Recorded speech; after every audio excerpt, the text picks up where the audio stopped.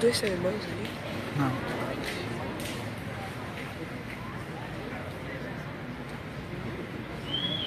Bom, olha aí, irmão, olha o som. Sente, recebe e leva. Vamos aplaudir o querido Paulo, muito obrigado.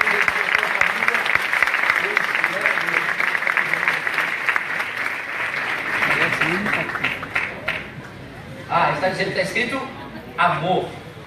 Veja, irmão, está escrito na língua dos anjos. Deixa irmão.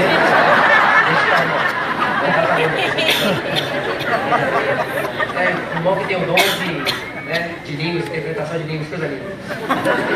Então, vamos orar pelo nosso querido, amado irmão. Mais uma vez, cara, muito obrigado pela sua disposição. Que Deus continue enchendo seu coração de verdade e vida e continuar manifestando essa graça de Deus por onde você passar. Você é uma bênção, você é um profeta do Senhor para declarar a verdade dele onde for, em nome de Jesus. Vamos orar? Estenda suas mãos, vamos orar? Senhor, nós estamos aqui, ligados e alinhados pela ação do Teu Espírito Santo, Pai. Sabemos que o Senhor tem dirigido o Cacá, Senhor, desde aquele momento em que ele entregou o seu coração e declarou, Senhor, que viveria para Ti, Senhor. Pai, nós reconhecemos a graça, Senhor. Nós reconhecemos o dom manifesto sobre a vida dele, Senhor. E clamamos que o Senhor continue fortalecendo os seus olhos, os seus ouvidos, a sua boca, Senhor, o seu coração, sua mente, mãos e pés, Senhor, para permanecer, Senhor, junto ao teu coração, marcando essa geração, Senhor, em nome de Jesus. Clamamos, Senhor, que o Teu Espírito Santo continue abrindo o caminho, Senhor, por onde Ele passar. Que a Tua graça, Senhor, esteja diante de todos, Senhor, que Ele andar e caminhar e se encontrar, Senhor. Para que assim, ao se encontrarem com Ele, se encontrem com a cultura do reino do céu, Senhor, em nome de Jesus. Senhor, flui sobre nós neste lugar. Que haja, Senhor, mesmo transformação, Senhor, em nossos corações, Pai. Que o Senhor continue testificando a obra que o Senhor já começou a fazer na vida dele, sobre essa geração, Senhor, e sobre essa nação, em nome de Jesus. Amém e amém. Graças a Deus. Meu mano, fica à vontade. Deixa o Espírito Santo recaçar seu coração.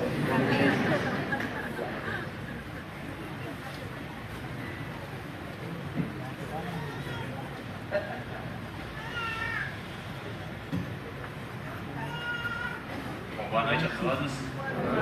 Queria agradecer ao pastor Jonas, ao pastor Igor, meu amigo Samuel, que nasceu esse convite através de uma X35. Né? Samuel, eu conheci ele através do Twitter, ele fez uma promoção no Twitter. Falou que se eu respondesse o Twitter dele, ele ia sortear uma X35. Que até hoje ninguém nunca viu essa X35. Mas a gente pode ir por isso. É o que vale. Então, eu queria agradecer a todos vocês mais uma vez por abrir essa plataforma aqui para estar contando o testemunho e aquilo que vocês viram.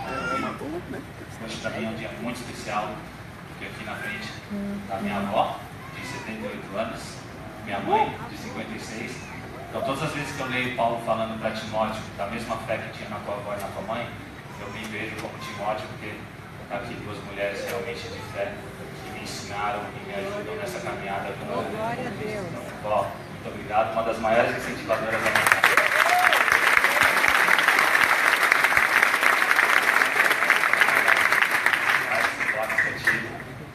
Bom, enfim, vamos lá, vamos começar. Para quem não me conhece, meu nome é Ricardo Isaacson dos Santos Leite. Eu sou um dos brasileiros mais brasileiros que existe. Eu nasci no dia 22 de abril, dia do descobrimento do Brasil, na capital, em Brasília. Hoje tenho 35 anos. Recentemente anunciei aí o fim da minha carreira como atleta profissional, mas com certeza muitos anos para frente para pregar o Evangelho, falar de Jesus Cristo e aquilo que Ele tem feito na minha vida. Bom, antes de começar, eu queria ler um texto da Bíblia com vocês, que é Jó 42, versículos 5 e 6. Já fala assim: meus ouvidos já tinham ouvido a teu respeito, mas agora os meus olhos te viram. Por isso, menosprezo a mim mesmo e me arrependo do pó e nasci. Provavelmente muitos de vocês já escutaram histórias minhas, já viram fotos, já viram uma série de coisas sobre várias lentes. Sobre a lente do atleta profissional, sobre a lente de uma celebridade, alguém famoso. Mas hoje eu vou contar para vocês a vida do Ricardo através da lente que eu escolhi enxergar na minha vida, que é a lente do cristianismo. Vocês vão entender um pouco da minha história através dessa lente. E, como eu falei, eu nasci em Brasília, morei em Brasília até os 4 anos. Dos 4, eu mudei para Cuiabá. Obrigado. Melhorou. Aos 4 anos eu mudei para Cuiabá, onde eu morei até os 7. Com 7 anos eu cheguei aqui em São Paulo. Tudo isso porque meu pai, engenheiro civil, era transferido do trabalho e a gente ia fazendo essa migração. E aí foi com 7 anos, quando eu cheguei aqui, que eu fui apresentado ao futebol. Eu estudava no Colégio Batista Brasileiro. E aí começaram as aulas de educação física. Em uma dessas aulas, o professor chamou minha mãe e falou para ela: olha, seu filho é diferente dos outros alunos. Claro que eu não vou falar que ele vai ser um jogador de futebol, mas aconselho a senhora a buscar uma escolinha para que ele possa desenvolver esse talento. Minha mãe, uma mulher sábia, foi atrás de uma escolinha. Foi atrás de uma escolinha, me matriculou. Dessa escolinha eu fui jogar no Alphaville Tênis Clube primeiro e depois fui jogar no São Paulo. Esse é o momento que o professor me descobriu.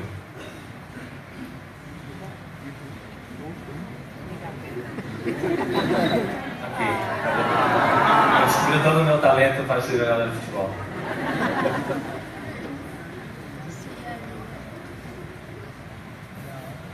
Essa é a primeira foto, a primeira lembrança que eu tenho. Essa bola foi a primeira bola que eu ganhei da minha avó. Essa que está aqui.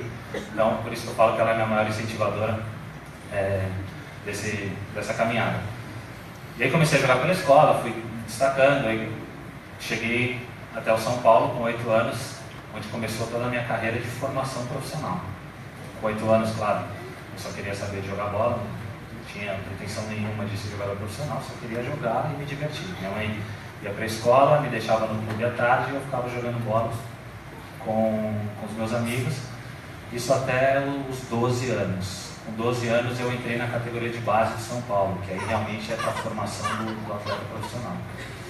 E aí eu comecei a jogar, meu primeiro ano foi super bem, e aí no meu segundo ano eu comecei a ter um problema físico, que era, eu tinha 2 anos de atraso na minha idade óssea. Então quando eu tinha 12 anos eu tinha um corpo de 10, quando eu tinha 14 eu tinha um corpo de 12, quando eu tinha 15 eu tinha um corpo de 13, e até os 16, 17 anos, quando aí realmente eu comecei a dar o estirão que os médicos chamam. Minha mãe me levou nos médicos, fizeram todos os exames comigo, falaram: olha, aqui não tem o que fazer, porque o seu marido é alto, meu pai, a senhora é alta também, aqui é deixar o desenvolvimento, ele vai ter que ter paciência. Só que nesse momento foi muito importante para mim e para a minha formação, porque foi um momento onde eu tive que desenvolver paciência, eu não jogava, o treinador me deixava fora, ficava triste, chateado, voltava para casa chorando. Em uma dessas voltas para casa chorando, eu estava falando para minha mãe, falando: mãe, não quero mais, não quero mais jogar, não jogo, o treinador não me coloca para jogar, eu fico de lado, fico de canto, sou um menorzinho, sou um pequenininho. E a gente vinha voltando de casa ouvindo uma rádio cristã.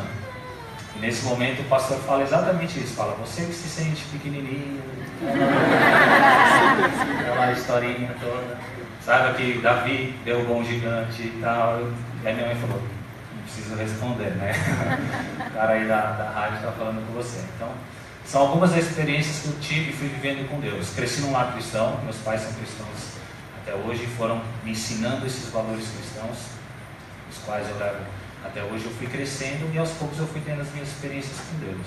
Quando 12, 13 anos eu fui batizado, essa foi uma grande experiência que eu tive com Deus, e aos poucos eu fui me formando.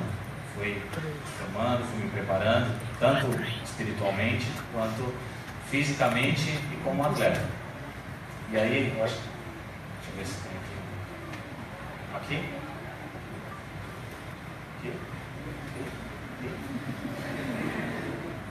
Aí. Essa primeira reportagem que saiu minha em 97, quando o São Paulo, um dos médicos do São Paulo, o Dr. Turibe, que até hoje me acompanha, ele foi ver ali os jogadores na categoria de base e o São Paulo me escolheu assim, falou: nós vamos fazer um trabalho com você, você vai ser o primeiro. Você vai ser o primeiro que a gente vai ajudar nessa formação. E aí São Paulo faz craque de laboratório. Nessa idade, nessa foto, eu tenho 15 anos, pra vocês terem uma ideia. Então eu era muito pequeno. Só que eu não podia fazer nenhum outro trabalho que não fosse só alimentação e piscina. Então, todos os dias eu ia para o clube nadar com meu pai e melhorando a minha alimentação, nadando, até que aos poucos eu fui me desenvolvendo. Quer passar por aí? Essa é a reportagem de dentro do jornal, e essa para mim é muito, muito profética, porque o título fala assim, ó, São Paulo prepara Kaká para o século XXI. E aí mais na frente vocês vão entender por que é tão profética essa reportagem. É uma foto minha sem camisa com 15 anos, e ali tem todo o que eu era, como eu era, meu desenvolvimento, enfim, tudo.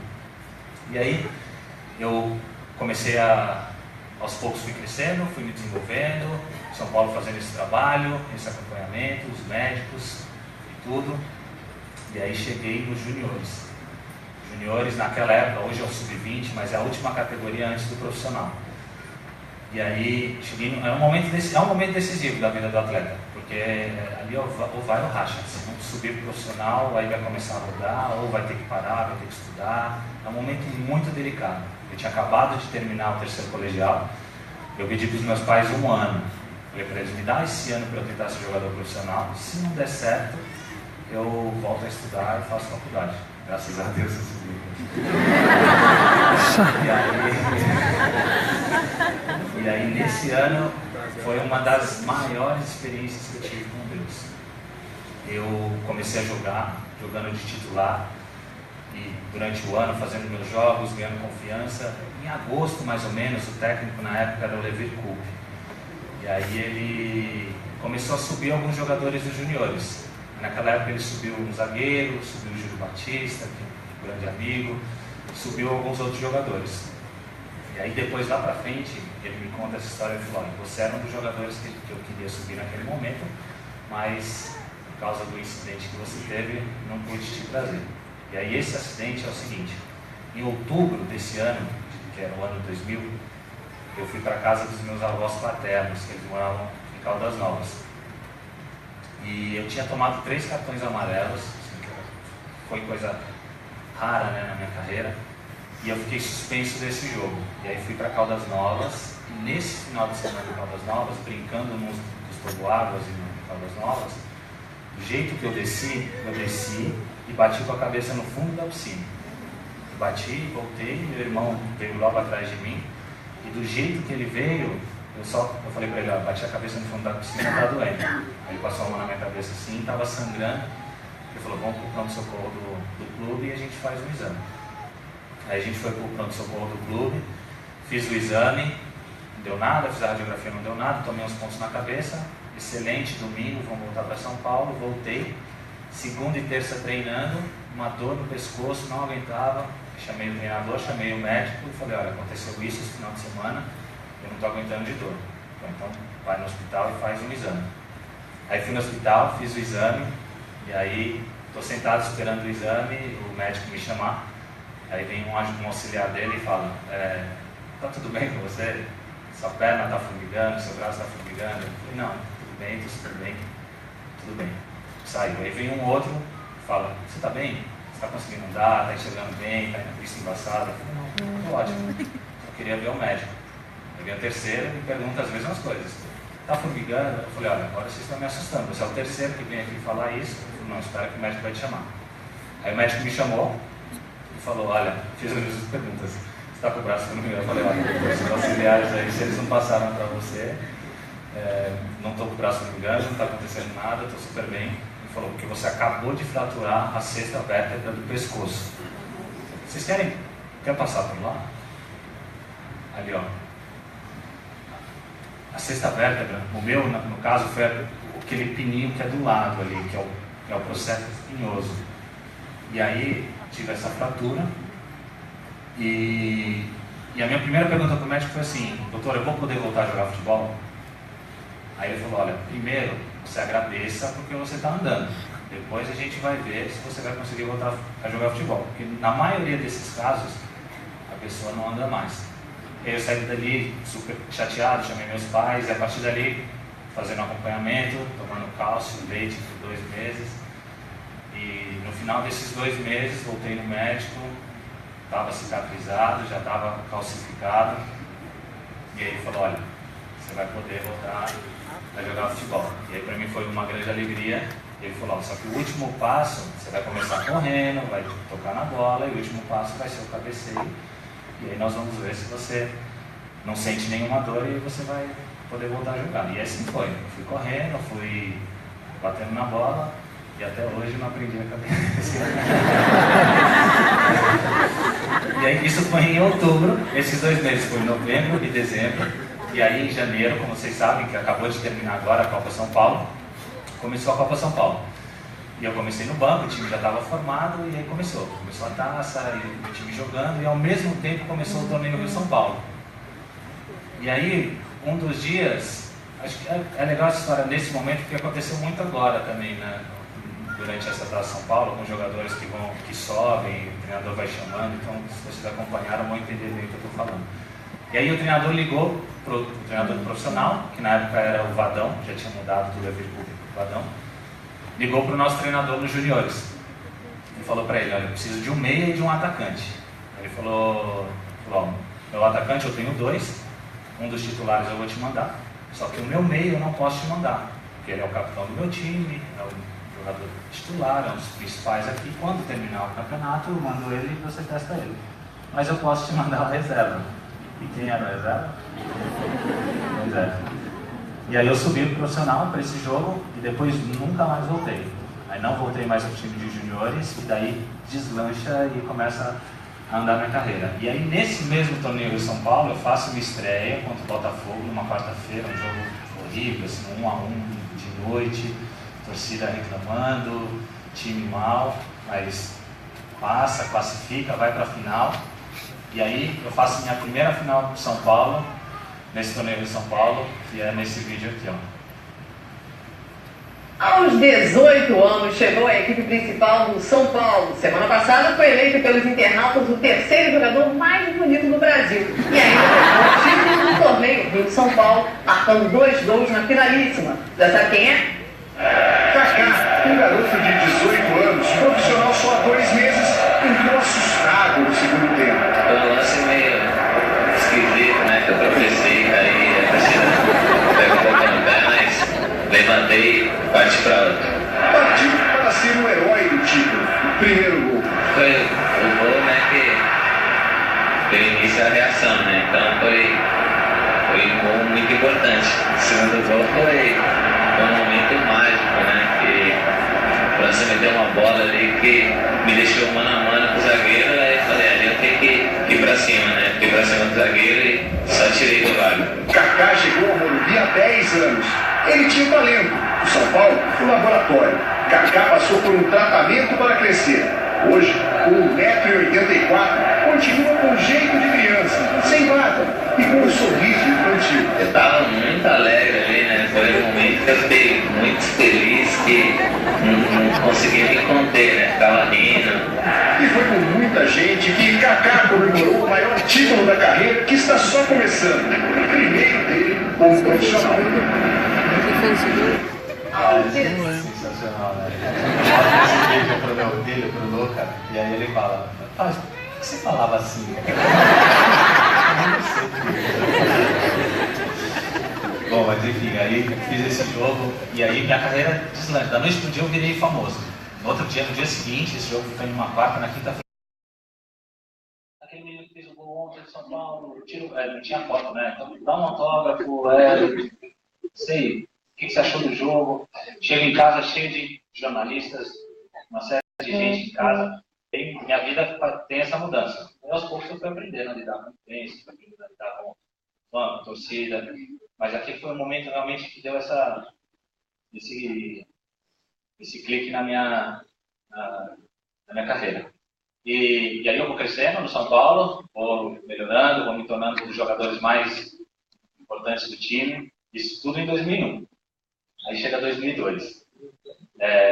Janeiro de 2002, minha primeira colocação para a seleção. Jogo em Goiânia, contra a Bolívia, convocado.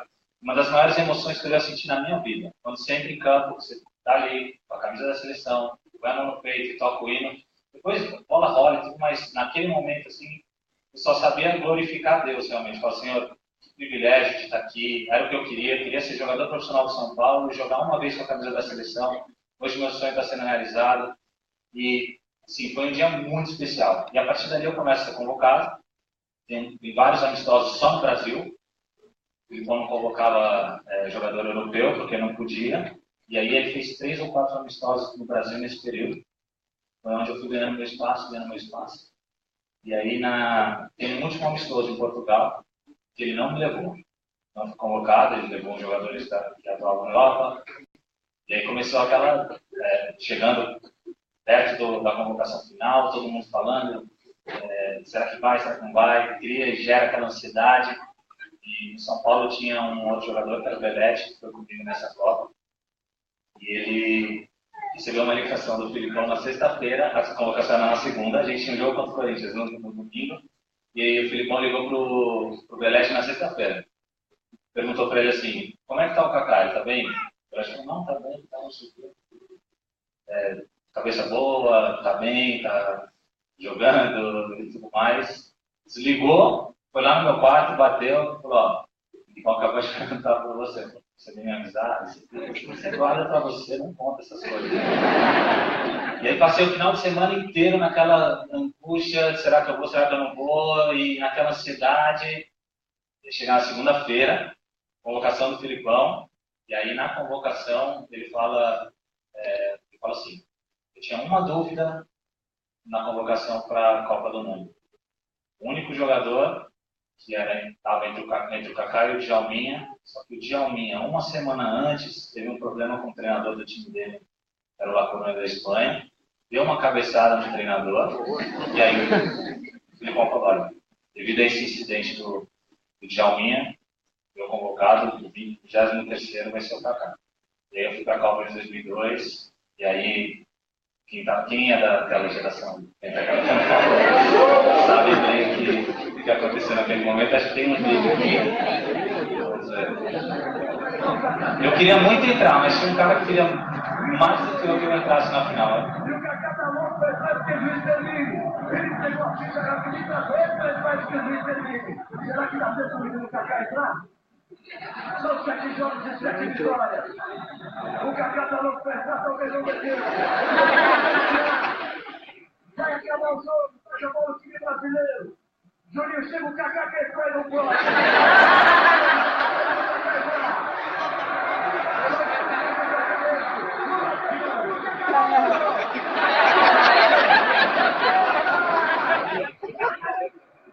Para vocês brasileiros, obrigado por tudo. Então, nessa Copa eu joguei 23 minutos, que foi no jogo contra a Costa Rica, e eu estava na beirada do campo para entrar. E aí vocês viram o brinco com o Galvão, até ele falou, Galvão, eu queria entrar naquela final, mas acho que você queria mais do que eu. Porque você fala aqui do Kaká é sensacional. E aí nessa final foi a primeira vez que eu usei essa camisa.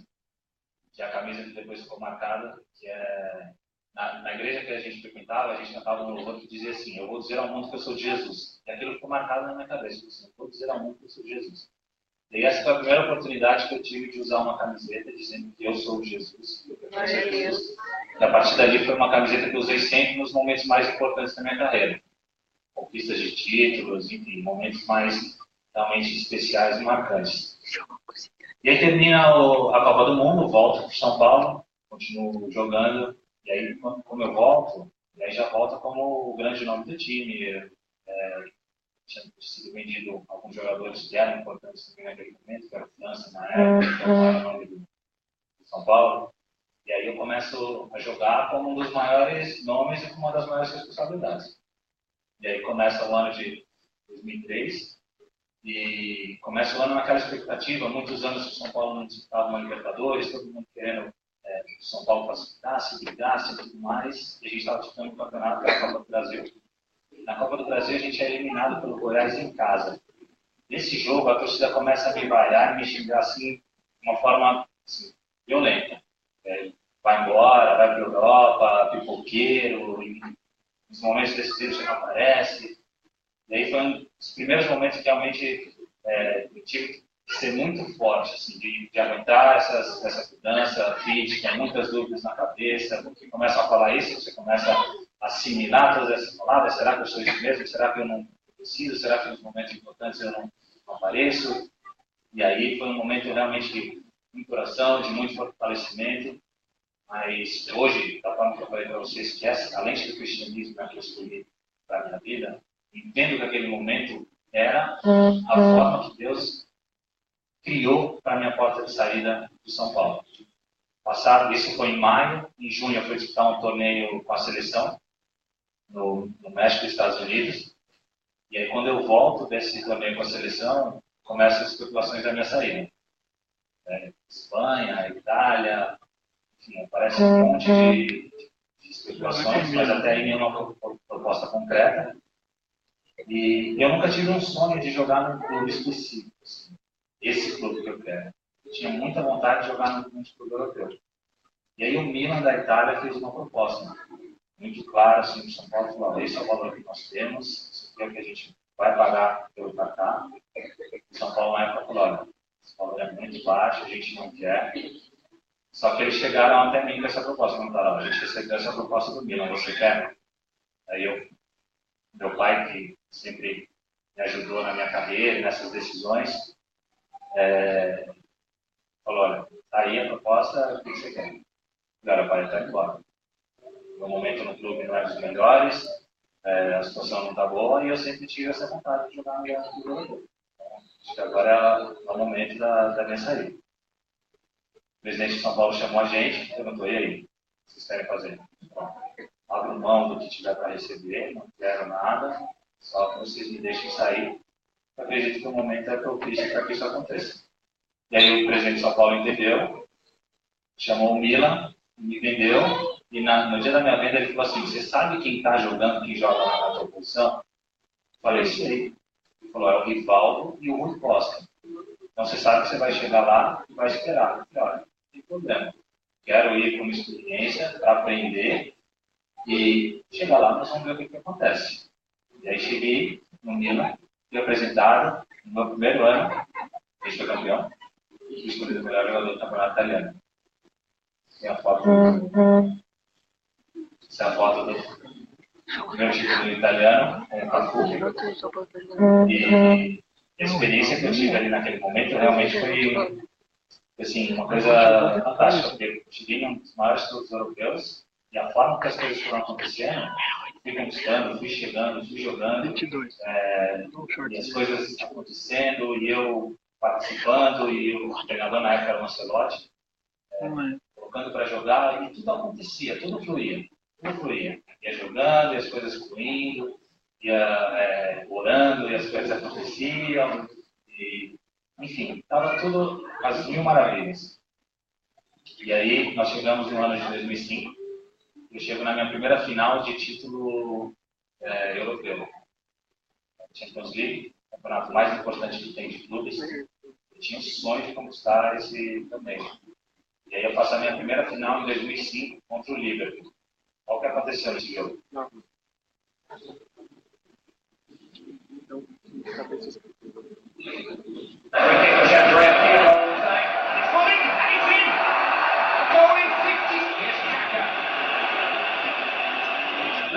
Shevchenko, he's onside this time. He's got Crespo in support. Here's in that Crespo, 3-0. What a pass kick for Crespo. And what a goal that is. What a goal that is.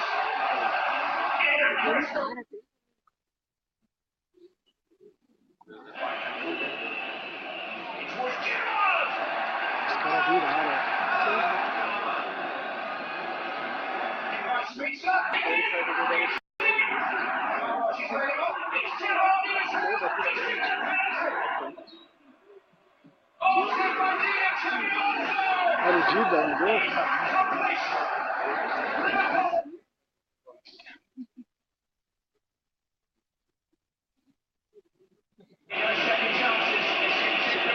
Shevchenko.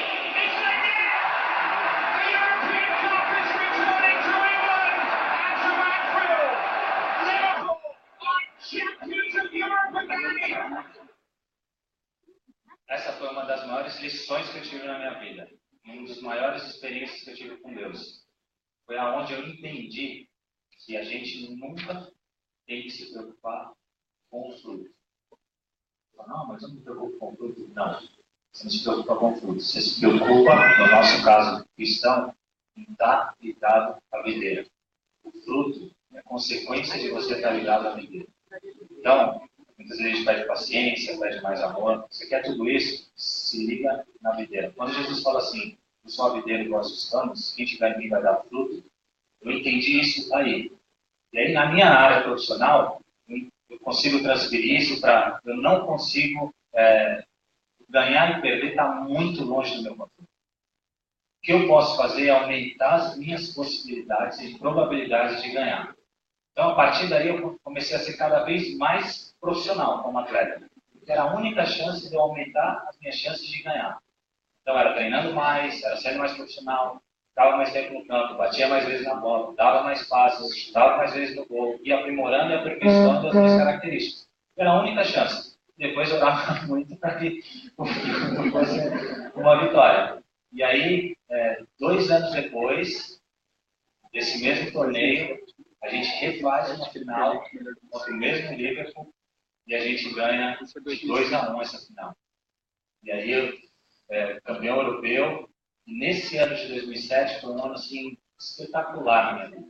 Um ano assim, fantástico, porque eu ganhei tudo como, no coletivo. Esse é o momento da conquista desse título europeu. É uma das fotos minhas que até hoje é uma das minhas favoritas. Esse é o momento que acaba o jogo. E eu comemorando o título com a taça na mão. Orelhuda. E é um dos momentos mais especiais assim, da minha carreira e da minha vida profissional. E aí, isso é em maio de 2007. E aí, depois disso tem um campeonato, que é a Supercopa Europeia. A gente ganha do Sevilha. E aí as coisas vão acontecendo, eu vou conquistando os títulos e aos poucos eu vou começando a conquistar títulos individuais. Até que chega um momento que eu sou escolhido bola de ouro do ano. Que naquela época ainda era separada, era dividida, é o que voltou agora. Então era a bola de ouro, o melhor jogador do campeonato europeu, e tinha o prêmio da FIFA, que era do melhor jogador do mundo. E aí eu ganho a bola de ouro do melhor jogador do mundo naquela época. E assim, uma alegria indescritível. Cheguei muito mais longe do que eu podia pensar e imaginar. Então, esse versículo eu costumo citar ele sempre.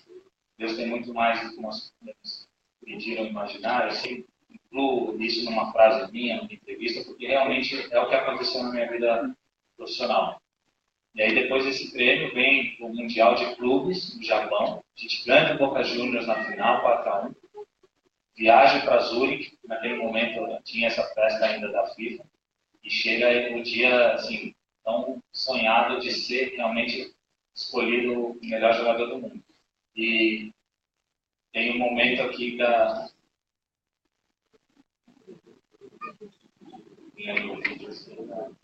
Ladies and gentlemen, it's a crucial moment.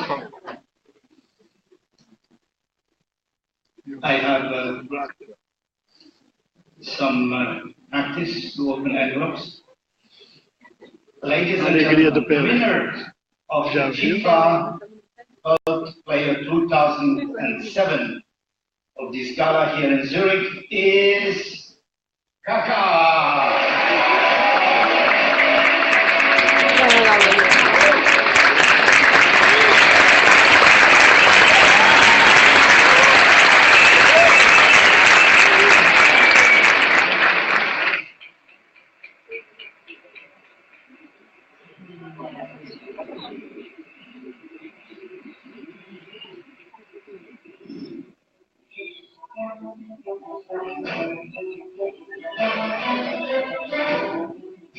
Aí vai pro Real Madrid, não vai nada.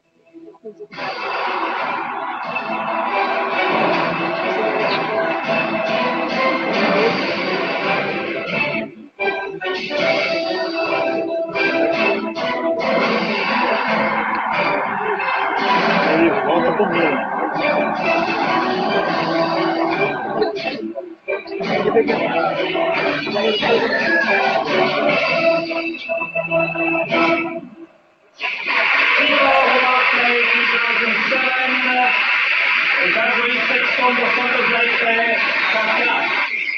course, we all know so.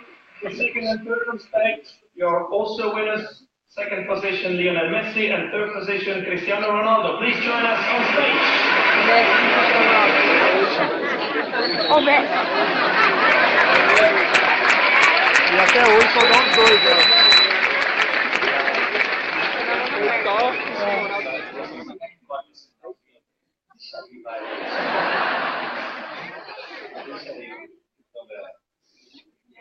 Bom, isso foi 2007 e ali para mim foi um ano assim, auge da minha carreira profissional, foi nesse ano. Tem uma foto dos títulos que eu tive nesse ano, foram os prêmios coletivos individuais. Pode. Aí, esse foi o meu ano de 2007. E realmente, sim, um ano muito especial, que só tenho a agradecer pelo que eu tive, que eu conquistei. Porque nesse mesmo versículo, eu citei da videira, ele fala: sem mim nada podeis fazer, eu tenho certeza que sem ele nada disso eu poderia ter feito. E esse meu ano de 2007, 2008, um ano completamente assim, normal, competições, jogos, vitórias, derrotas, nada de especial nesse ano. Em janeiro de 2009, acontece uma coisa assim, surreal na minha vida. Porque o Milan nunca vendeu um jogador, nunca tinha vendido um jogador na história do clube da era Berlusconi. Porque ele acreditava que os jogadores tinham que ser vinculados ao clube, só sairia e pedisse para sair. O primeiro caso que pediu para sair foi o Shevchenko, antes da minha vinda em 2009.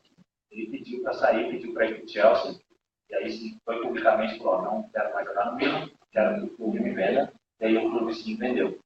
Em janeiro de 2009, o Milan recebe uma proposta do Manchester City de 110 milhões de euros na época.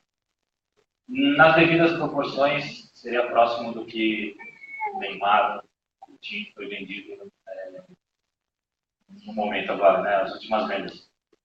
E naquele momento foi assim, estava no meio da temporada e cheio de gente embaixo da minha casa, torcedores do Milan pedindo para o Milan não me vender, não vende. Meu pai numa reunião com os diretores do Manchester City, e aí ele me ligou e falou: as condições são essas, está na mesa, Milan aceitou a venda, agora você decide. E aí passei pelo meu processo de decisão, né, que é sempre orando muito, conversando com as pessoas mais próximas, e aí falei para o meu pai: não sinto paz, não quero nesse momento sair do Milan, quero ficar aqui. Ele decidiu não sair, fiquei. E aí, quando o Milan abriu essa porta, aí eu comecei a pensar numa saída. Se um dia eu saísse daqui, onde eu gostaria de jogar? Então, onde eu gostaria de jogar. Então, se isso acontecer novamente, se mais pra frente o Milan abrir essa possibilidade, eu vou querer jogar na Real Madrid. E aí, terminei a temporada de 2009, vim para a seleção, com os jogos que tinham aqui, e o Real Madrid veio com uma proposta para me contratar. E aí fez a proposta, que na época foi de 67 milhões de euros. Vou saí do Milan, fui para o Real, me apresentei no estádio do Real Madrid. Essa foi a capa da minha chegada, dos jornais mais conhecidos da Espanha. São 2 jornais esportivos que tem lá, que é o Marca e o AS. E aí essa é a capa, falando que se alguém quisesse me tirar do Real Madrid,